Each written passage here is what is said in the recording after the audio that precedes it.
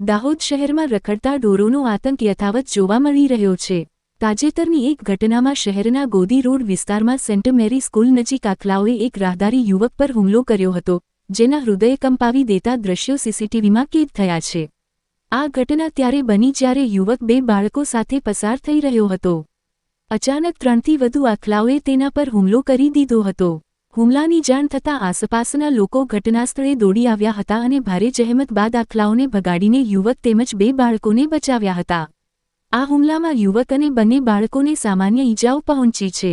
શહેરીજનો દ્વારા રખડતા ઢોરોની સમસ્યા અંગે વારંવાર રજૂઆત કરવામાં આવી હોવા છતાં નગરપાલિકા તંત્ર દ્વારા આ મામલે કોઈ નક્કર કાર્યવાહી કરવામાં આવી નથી।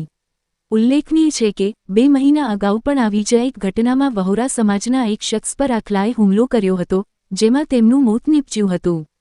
શહેરીજનો હવે નગરપાલિકા પાસેથી તાત્કાલિક અને કડક પગલાંની માગણી કરી રહ્યા છે, જેથી આવી ઘટનાઓનું પુનરાવર્તન ન થાય।